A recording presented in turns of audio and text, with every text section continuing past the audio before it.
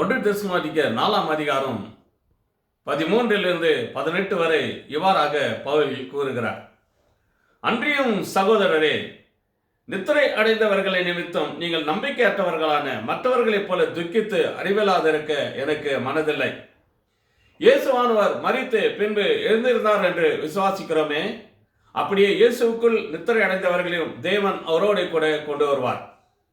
தேவனுடைய வார்த்தையை முன்னிட்டு நாங்கள் உங்களுக்கு சொல்லுகிறதாவது, கர்த்தர் வருகை மட்டும் உயிரோடு இருக்கணும் நித்திரை அடைந்தவர்களுக்கு முந்திக் கொள்வதில்லை. ஏனெனில் கர்த்தர் தாமே ஆரவாரத்தோடும் பிரதான தூதருடைய சத்தத்தோடும் தெய்வ காலத்தோடும் வானத்திலிருந்து இறங்கி வருவார். அப்பொழுது கிறிஸ்துவுக்குள் மரித்தவர்கள் முதலாவது உயிர்த்தெழுந்திருப்பார்கள். பின்பு உயிரோடு இருக்கணும் அவருக்கு எதிர்கொண்டு போக மேகங்கள் மேல் ஆகாயத்தில் அவர்களோட கூட எடுத்துக்கொள்ளப்பட்டு இவ்விதமா என்றென்றைக்கும் கர்த்தருடனே கூட இருப்போம். ஆகையால் இந்த வார்த்தைகளினாலே நீங்கள் ஒருவரை ஒருவர் தேற்றுங்கள். மாத்திரமல்ல, 1 கொரிந்தியர் 15ஆம் அதிகாரம் 51 58 வரை பவுல் இவ்வாறாய் சொல்லுகிறார். இதோ ரகசியத்தை உங்களுக்கு அறிவிக்கிறேன், நாம் எல்லோரும் நித்திரை அடைவதில்லை. ஆகிலும் கடைசி காலம் தொனிக்கப்படும் பொழுது ஒரு நிமிஷத்திலே ஒரு இமைப்பொழுதிலே நாம் எல்லோரும் மறுரூபமாக்கப்படுவோம்.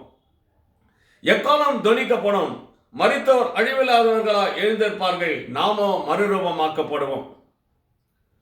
அழிவுள்ளதாகிய இது அழியாமையும் சாவுக்கு ஏதுவாகிய சாவாமையும் தரித்துக் கொள்ள வேண்டும்.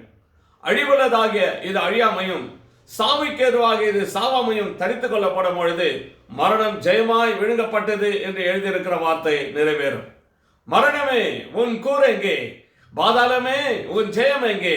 மரணத்தின் கூர் பாவம், பாவத்தின் பலன் நியாய பிரமாணம். நம்முடைய கர்த்தராய் இருக்கிற இயேசு கிறிஸ்துவினாலே ஜெயம் கொடுக்கிற தேவனுக்கு ஸ்தோத்திரம்.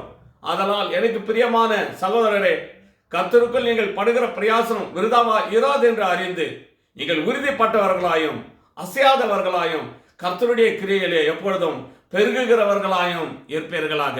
இதை கேட்டுக்கொண்டிருக்கிற என் அன்பார்ந்த சகோதரனே, சகோதரியே, என் கணவனை நான் இழக்க கொடுத்தேனே, என் மனைவி நான் இழக்க கொடுத்து விட்டேனே, என் பிள்ளைகளை நான் இழக்க கொடுத்தேனே, என் மகனை என் மகளையும் நான் இழக்க கொடுத்து விட்டேனே, நான் அனாதியாய் விட்டேனே என்று நீ கவலைப்படுகிறாயா? கவலைப்படாது என் அன்பு சகோதரனே, சகோதரியே.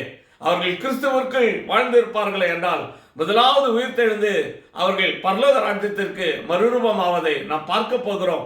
அப்படிப்பட்ட ஒரு பெரிய பாக்கியத்தை இந்த நாளிலே கர்த்தர் உங்களுக்கும் எனக்கும் கட்டளையிட அவர் வல்லவராய் இருக்கிறார். அவருடைய வருகையிலே நாம் நம் குடும்பத்தின் பிள்ளைகளை இழக்க கொடுத்த ஒவ்வொரு நபரையும் நாம் பார்த்து அவர்களோடு கூட நாம் பேச போகிறோமே, இது எத்தனை பாக்கியம், இது எத்தனை ஸ்லாக்கியம்.